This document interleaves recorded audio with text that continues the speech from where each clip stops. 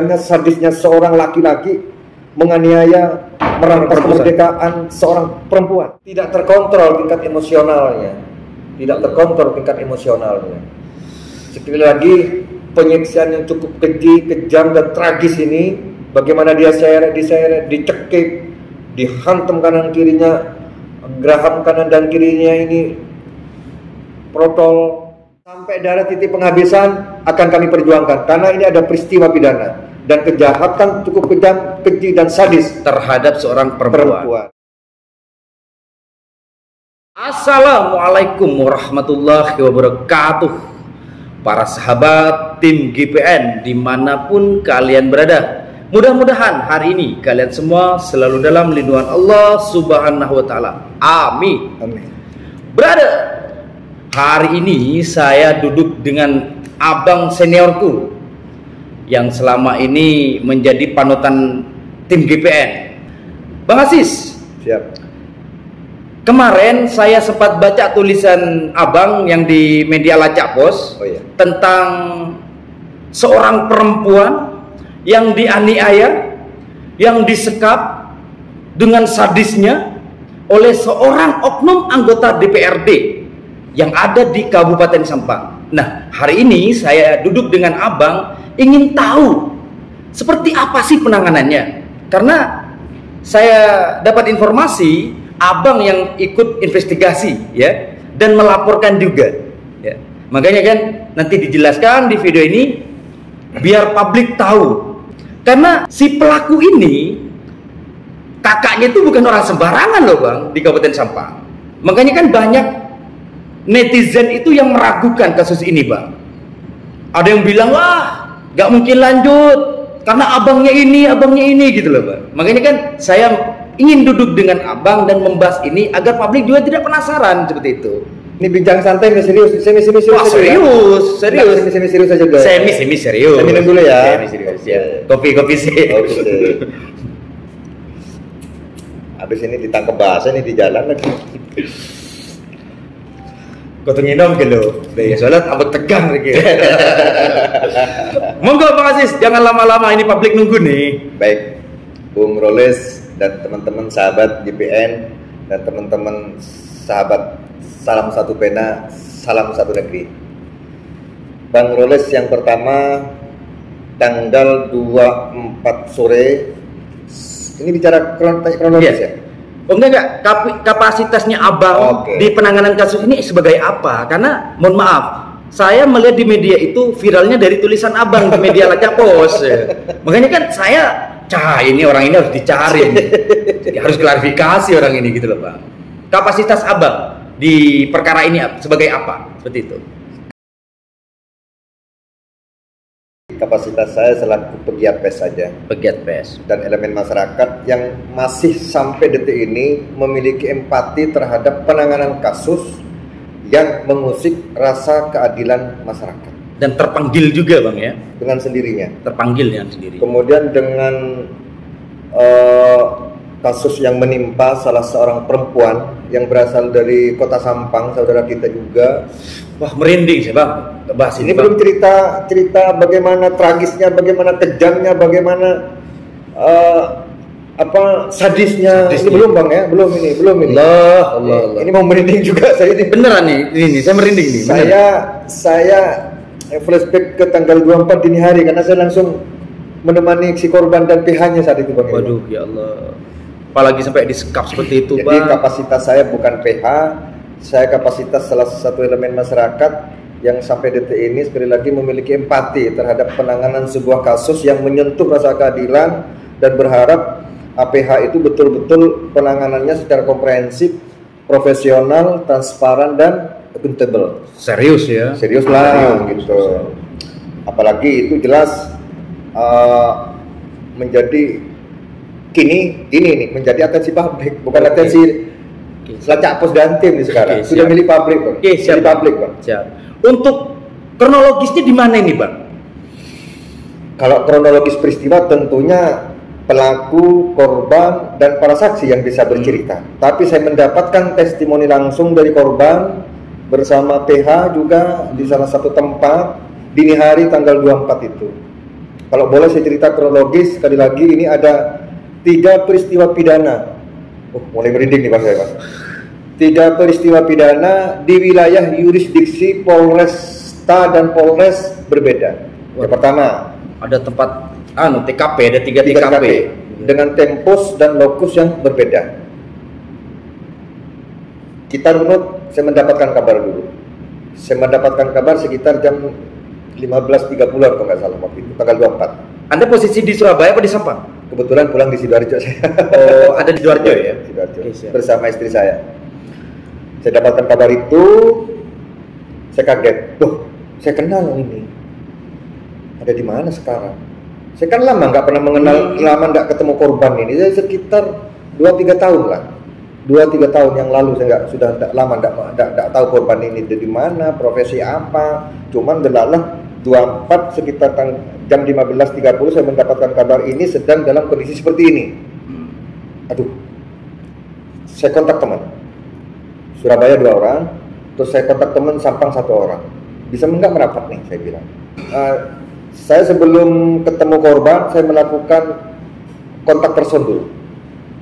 Baik ke lokus, lokus terakhir. Lokus terakhir ini di Tambak Mayor Gang 7, wilayah yurisdiksinya Polsekta Asemrowo.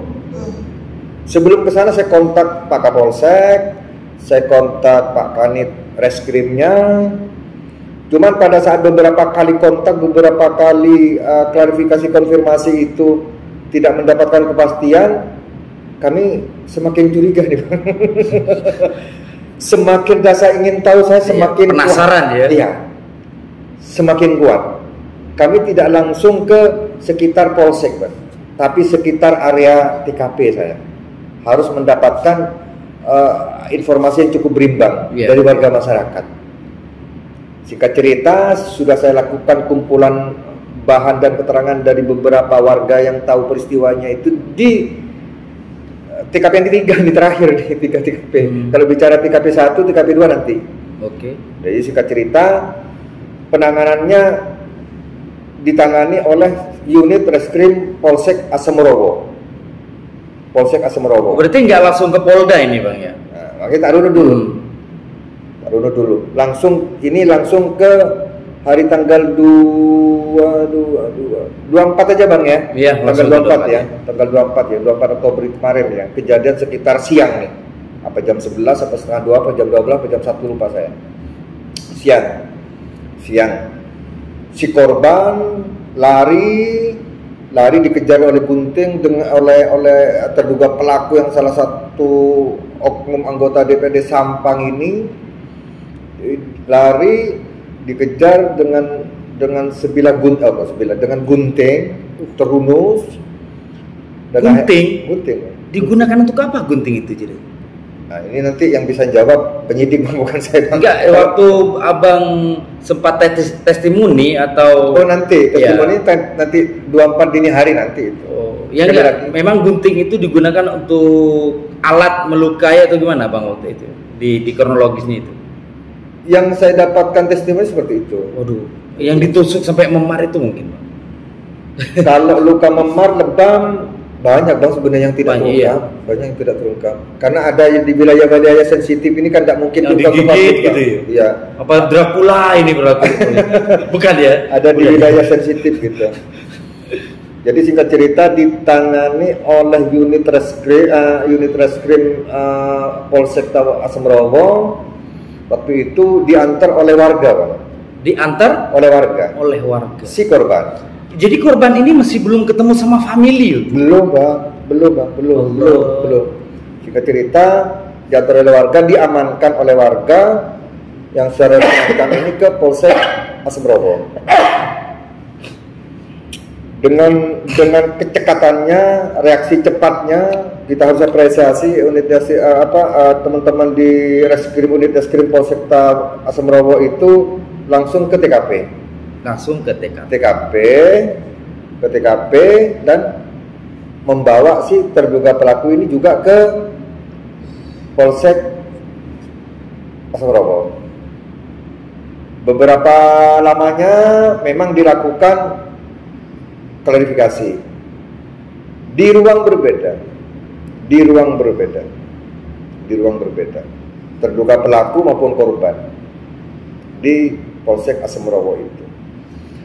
Entah itu dengan pertimbangan apa karena memang di unit Reskrim Polsek Asemrowo itu tidak ada unit PPA yang menangani khusus case-nya perempuan dan anak, hanya proses limpah ke Polres KP3 Perak ya. Kita sampai di sana udah cukup malam. Saya ketemu dengan PH kedua-duanya, PH terduga pelaku maupun PH korban. Dengan korban, PH tentunya kan sebelum mendapatkan surat kuasa khusus ini kan tentunya ingin mendapatkan kronologis peristiwa, testimoni lengkap gitu. Dan di situ saya mendengar bagaimana awal tanggal 20 itu kejadian di sebuah kafe Jalan Ngagel itu. Oh iya Bang. Ini tanggal 20. Iya. Ini sampai terjadi seperti itu, masalahnya apa ini Bang? Ini penting. Ini sebentar lagi nih. Iya. Menurut penuturan korban, tanggal 20 itu di kafe bersama korban ke kafe di Ngagel. Kafe di Ngagel. Tidak kafe ya, bukan tempat-tempat hiburan, kafe. Ya? Kafe. Tidak tersebut nama kafe itu. Iya. Cuman sudah jelas nama kafenya itu. Bersama terduga pelaku itu akhirnya masuk, ternyata si pelaku ini memangku dancer gitu.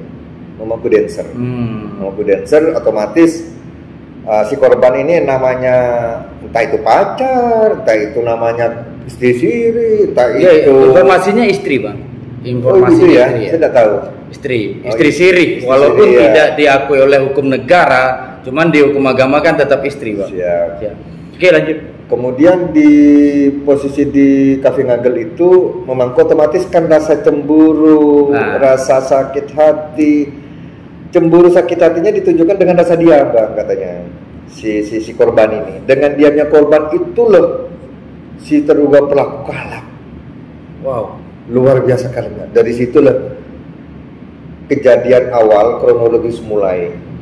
Mau nambah lagi ceritanya mungkin ini Bang. Maksudnya? Dari istri ke istri, nambah istri lagi mungkin Bang. Oh nanti ada cerita lagi nih. Ada cerita lain. Saya istri pertama sudah mendapatkan kesaksian. Oke. Istri kedua kebetulan tetangga saya Bang. Yang kedua? Jadi yang si korban ini bukan kedua, bukan Bang? Katanya bukan istri siri saya. Iya. Yang saya dapatkan. Oh, istri sahnya ada dua. Yang jelas nih, Yang jelas ada dua. Sudah saya dapatkan. Oke. Keterangan lah. Gitu. Kita bicara santai. Entar. Istri satu, istri dua yang sah. Jadi si korban ini istri siri dan kan tetap nama istri. Okay. Ini yang ketiga berarti Bang. Monggo kalau penjenengan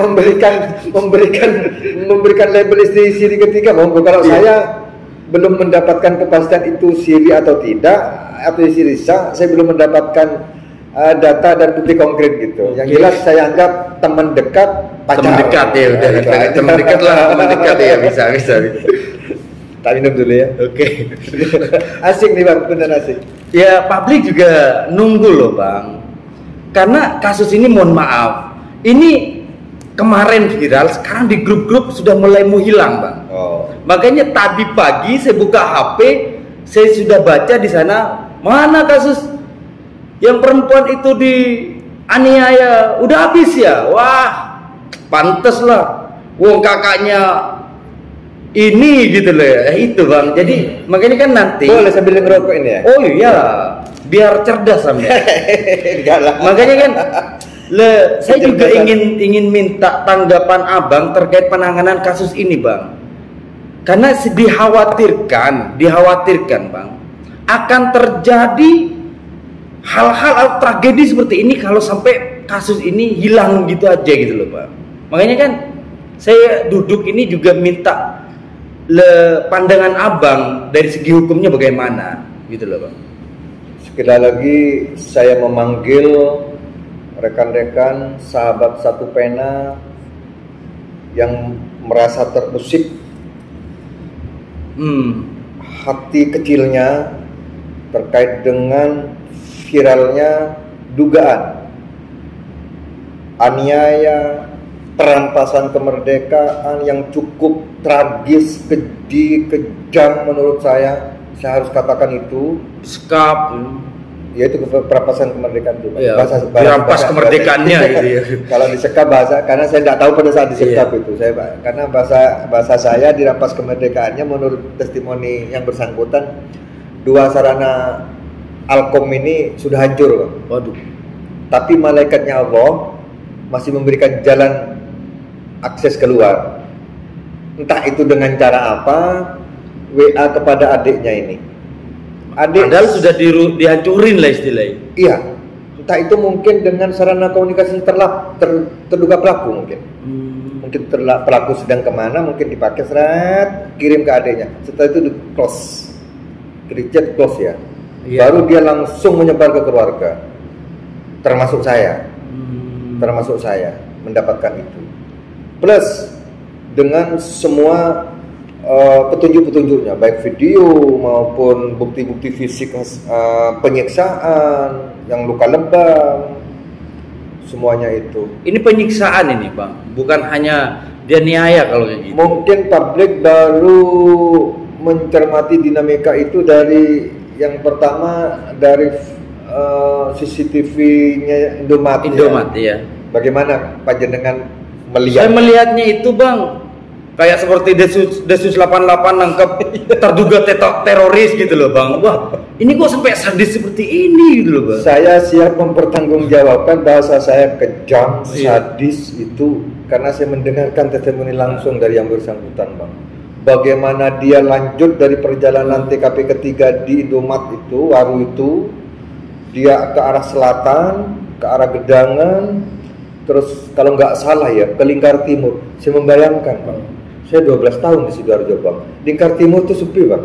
Iya. Lingkar Timur tuh hanya bisa kalau malam hanya dilewati roda 4 yang tonasenya cukup lumayan berat itu. Di Lingkar Timur. Nanti tembusnya nanti di Polsek Candi itu, Bang, kalau arah Pasuruan. Saya membayangkan itu, Bang. Jadi posisi tangan kayak di borgol, tuh leher dicekik, Allah. Ininya digigit sampai itu digigit, Bang, ternyata, Bang. Tak pikir dipukul sama alat gitu. Yang di lengan, yang memar di sini tuh digigit itu. Terus ada gigitan lagi yang cukup sensitif di sini. Ini cukup dalam. Sekarang udah kering kemungkinan. Saya melihat saat iya kayak gigitan Dracula itu, Bang. Enggak tahu saya. Gigitan manusia pun Dracula jelas kekerasan fisiknya nampak di sini. Dan insya Allah sudah divisum.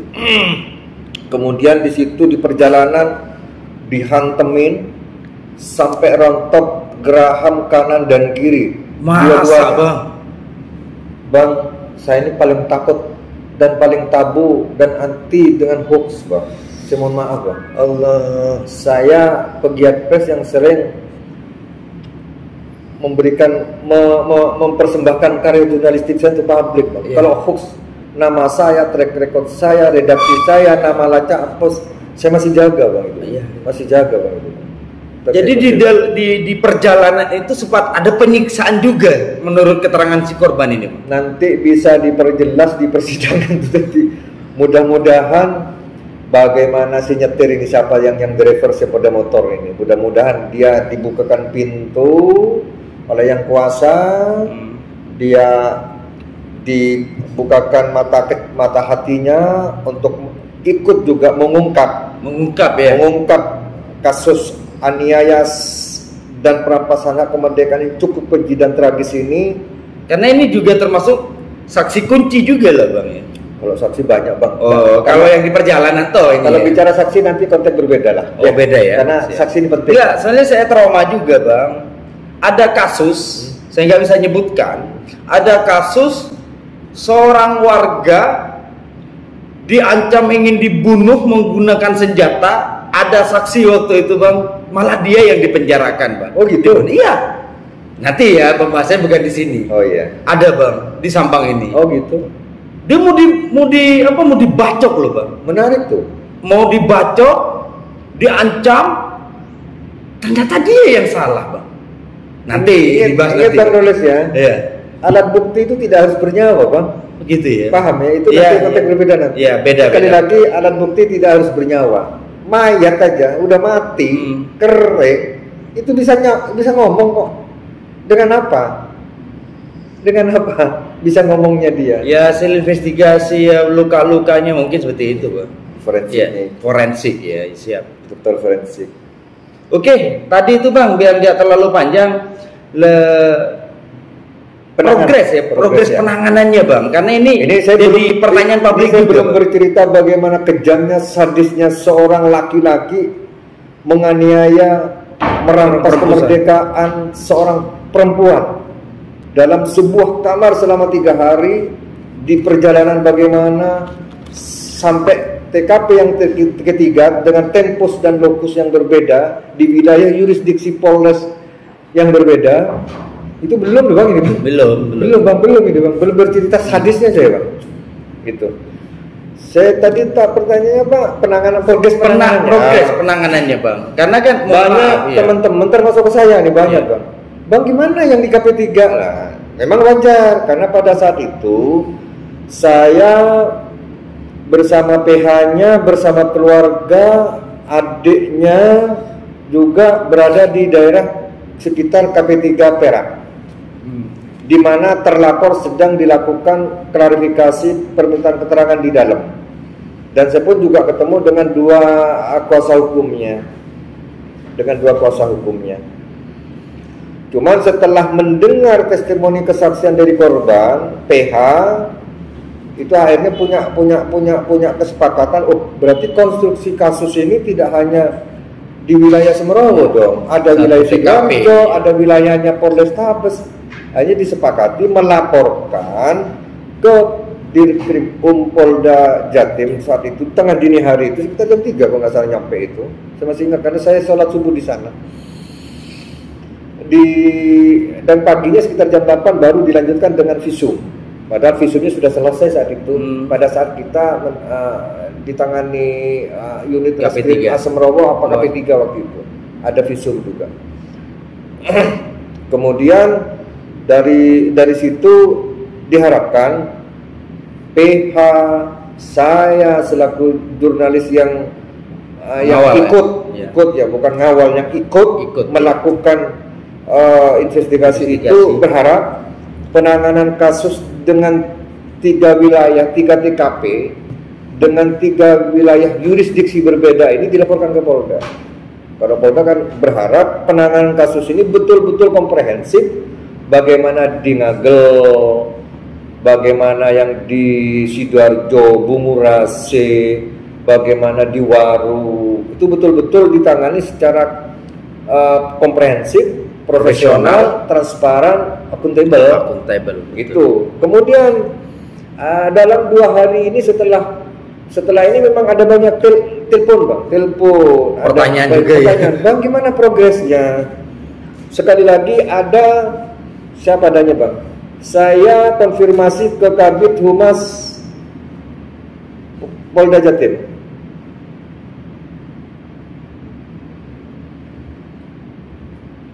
Izin konfirmasi ditangani subdit berapa kasus ini Komandan. Saya konfirmasi, ini kan saya juga termasuk tugas dari publik Bang. Betul. Dan diatur oleh pasal Undang-Undang 4099 itu. Bagaimana pasal 6 jelas membela kebenaran dan keadilan dan harus mencari kebutuhan publik yang dibutuhkan publik. Ini saking pertanyaan semakin tidak kuat, akhirnya kami konfirmasi kemarin nih Bang. Kemarin dijawab Bang. 17-14 berarti nanti ini 24 jam gak dijawab. Okay. Dijawab. Gak dijawab gak apa-apa Bang. Enggak, sekarang waktu Anda ngirim pesan itu dijawab? Tidak sampai sekarang. Cuman dibuka. Oke. Kemudian biarkanlah kasih waktu untuk mereka fokus. Alhamdulillah Bang, kemarin H+1 dari tanggal 25 itu kami nih ya, bukan saya, kami melaporkan ke beberapa institusi yang saya berharap. Yang dilaporkan siapa ini Bang? Kejadian dulu yang dilaporkan. Oh, kejadian. Melaporkan kejadian dulu. Uraian kejadian kan dilaporkan, baik terlapor, nomor telepon terlapor, nomor pelapor, nomor telepon keluarga yang bisa dihubungi. Alhamdulillah hari ini korban yang sedang dirawat di rumah sakit mendapatkan kunjungan P2 TP2A hari ini. Alhamdulillah. Kalau untuk psikisnya gimana, Bang? Kalau saya lihat pada tanggal 24 dini hari sampai tanggal 25 itu semacam, saya tidak punya keilmuannya psikologi nih Bang ya. Cuma kan Anda bisa menilai komunikasi, juga. Iya, komunikasi tidak begitu lancar Bang. Kayak masih bahasa traumatik yang cukup mendalam masih tersisa dalam sorot mata, dalam pembicaraan, itu masih kental dan terlihat nampak gitu. Kemudian saya lihat di video itu kayak semacam ketakutan orang ini, Bang. Iya betul. Iya betul. Traumatik ya. Bahkan katanya saudaranya pada saat diperiksa di unit reskrim Polsek Asemrowo ini, jangan dilaporkan. Ini si korban. Ini ada saudara nih. Si korban. Jangan ya karena ya mohon maaf loh Bang. Ini kakaknya bukan orang sembarangan Bang di Kabupaten Sampang. Si korban ngomong ke saudaranya yang ada di sampingnya. Ya, makanya kan ada traumanya di sini Bang. Saya nggak tahu kalau mungkin itu statement itu mungkin linier dengan hasil klarifikasi dan konfirmasi saya ke salah satu penyidik pembantu. Saya buka, nggak apa-apa. Karena ini mudah-mudahan menjadi pesan moral kepada pimpinan Polri di Trunojoyo di sana. Mudah-mudahan. Amin. Ya, maksud saya begini Bang. Di tanggal 23 itu pada saat penyidik pembantu di unit reskrim Polsek Asemrowo melakukan klarifikasi dan permintaan keterangan, sudah banyak ini telepon Bang. Telepon dari mana-mana ini banyak Bang. Orang-orang penting ya. Saya bukan orang penting. Bagi saya orang penting itu yang dibutuhkan saya Bang. Maksud saya contoh saat ini saya butuh becak tuh. Orang becak orang penting buat saya. Penting ya. Penting bagi saya. Saya nggak butuh Bang Roles, walaupun Bang Roles jadi tokoh masyarakat di mana di Kedungdung ya saya. Banyumas. Oh Banyumas. Saya bukan tokoh masyarakat. Saya butuh becak, orang becak sekarang itu penting buat saya Bang. Saya anggap yang telepon itu orang-orang yang memiliki jejaring kekuasaan. Luar biasa Bang, saat itu Bang. Cuman saya berharap publik mengapresiasi kepada sahabat saya di Reskrim Asemrowo ini. Masih on the track pada saat itu. Masih on the track. Artinya walaupun ada telepon dari mana-mana itu, beliau masih kekeh karena ini publik. Ya, ini sudah masuk atensi publik ya. Yang mengatakan kan masyarakat pada saat itu Bang. Dari Tambak Mayor itu Bang. Betul. Kan bukan hanya 1-2 orang yang tahu Bang. Ya ini yang dikhawatirkan Bang. Ya mohon maaf. Tadi sampai sempat nyinggung, mudah-mudahan ini bisa jadi pesan kan untuk Kapolri ya yang dia. Nah, takutnya ini Bang, yang dikhawatirkan masyarakat dengan adanya mohon maaf yang jejaring yang cukup kuat, akhirnya kasus ini jadi RJ lah bahasanya. Ini mohon maaf Bang, kalau ini sampai selesai begitu aja Bang, kami khawatir Bang. Saya sampai detik ini masih mempercayai salah satu sesepuh kita di sini, kebetulan ini nih cucu ponaan Bang. Apa sih sebut apa ya? Iya sebut. Ternyata si korban ini cucu ponaannya sesepuh kita, Abah Kunjang. Oh ya Allah. Saya mendengar langsung dari beliau, Mas Asis, ini saudara famili cucu saya bukan konakon. Ada banyak keluarganya yang menyaksikan bahasa itu. Saya percaya. Masih familinya Bakunjek. Iya. Waduh. Ini kemana-mana Bang ya? Iya. Bang ya? Melebar ini. Itu ya. Cuman saya masih mempercayai komitmen dan konsistensinya beliau gitu. Saya masih mempercayai itu. Bagaimana beliau kan gitu panjenengan ya. Saya masih mempercayai beliau dan saya masih menjadi panutan sampai detik ini. Saya sempat diskusi juga dengan teman-teman yang mohon maaf lah sedikit punya pengetahuan tentang ilmu hukum ya. Ini Bang, walaupun di RJ Bang, ini karena sudah masuk atensi publik, sulit juga Bang. Jadi tetap polisi itu harus tetap lanjut. Apakah seperti itu Bang? sekali lagi kapasitas saya bukan PH, bukan kuasa hukum, bukan penasihat hukum, tapi minimal pengalaman saya selama jadi penulis, mudah-mudahan tidak salah. Memang ini masih terbuka peluang untuk dilakukan penyelesaian hukum di luar peradilan. Ya. Bahasanya Mas Rolis tadi restoratif justice ya. Ada beberapa syarat Bang RG itu.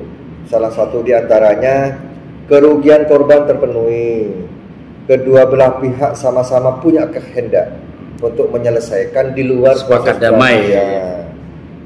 Itu Bang, itu penting tuh Bang, syarat mendasar dan krusial. Ini saya hanya ingin menepis kekhawatiran dan pesimistis publik Bang. Betul. Pesimistis karena memang saya sampai detik ini tidak meraning, tapi teman-teman di Surabaya meraning Bang. Meraning Bang, pemberitaan ini Bang. Masih meraning.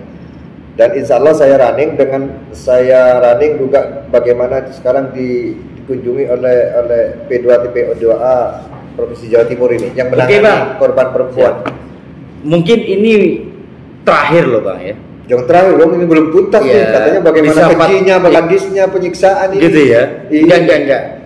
Mungkin ada pesan yang Abang mau sampaikan ke Komnas HAM atau yang sekarang dilantik jadi menteri Bang Yusril Mahendra ya, yang dia sekarang itu jadi Menko Hukum, HAM dan Imigrasi ya. Mungkin bisa juga Bang Yusril ini turun tangan Bang. Mungkin ada yang mau disampaikan Bang lewat video ini. Sekali lagi saya memanggil teman-teman sejawat, teman-teman sahabat pena, Anda terikat oleh ketentuan pasal 6 Undang-Undang 40 tahun 99 tentang pers. Bagaimana di sana memperjuangkan kebenaran dan keadilan. Salah satu di antara, kurang lebihnya ada Bang, karena isi pasal itu, mohon maaf. Ayo kita bergandengan tangan, saling bahu-membahu. Ini bukan atensi keluarga, sudah menjadi atensi nasional. Betul. Kalau sudah menjadi atensi nasional, saya yakin APH profesional menjadi momentum Kapolri dalam rangka recovery trust public, dalam rangka pemulihan kepercayaan publik. Saya pahami dengan Pak Jenderal Listio Sigit ini yang sedang bertransformasi menuju Polri presisi ini, di item ke-16 pengawasan pencari keadilan masyarakat, public complaint-nya. Saya meyakini Bang, Polda, Mabes Polri, Bareskrim dalam hal ini juga sudah memantau, mengikuti, dan beberapa lembaga civil society, bukan hanya lembaga negeri. Saya berharap juga Menko ini juga selain Pak Prof Mahfud, Prof Yusril Mahendra ini saya masih ada kontak sekarang. Alhamdulillah. Ya mungkin bisa disampaikan nanti ya. Kemudian bagaimana peran Komnas HAM perempuan, saya berharap ini turun. Bagaimana lembaga perlindungan saksi dan korban juga saya berharap juga turun. Karena sementara ada upaya-upaya pihak-pihak elemen tertentu untuk menghilangkan ya kasus ini. Bisa jadi menghilangkan saksi apa menghilangkan barang bukti maksudnya? Menghilangkan kasus ini Bang. Ayolah kita berhusnudon lah, ya berhusnudon. Karena saya ini salah satu orang yang nggak percaya Bang. Sama PH Bang? Iya. Saya masih percaya. Masih percaya Bang. Institusi itu sahabat saya semua Bang. Sahabat Bang. Jadi saya harus percaya ya sekarang. Percaya dulu Bang. Percaya dulu. Kita buktikan di kasus Sidkes ini, karena ini bisa jadi atensi publik. Dari beberapa institusi saya tadi, insya Allah saya berharap kepada institusi yang saya sebut tadi ditambah Komisi Kepolisian Nasional, Jaksa Agung dengan Komjaknya, Komisi Kejaksaannya, bagaimana Mahkamah Agung dengan Dirjen Badilumnya, bagaimana Kejaksaan Tinggi dengan Aspidumnya, bagaimana Menteri Perempuan dan Pemberdayaan Perempuan dan Perlindungan Anak ini juga segera eksis, bagaimana dia harus menindaklanjuti surat-surat yang sudah masuk. Karena apa? Ini korban ini masih ada sisi traumatik yang cukup mendalam Pak, kalau dalam kacamata penilaian saya. Betul. Karena ketemu orang belum tentu dia bisa ngomong. Abang aja kalau disekap 3 hari dalam suasana dirampas kemerdekaannya, tidak bisa berkomunikasi dengan dunia luar, bagaimana? Stres lah. Iya, kalau disekap sama cewek abang seneng banget, walaupun tanpa HP, seneng tanpa HP disekap cewek.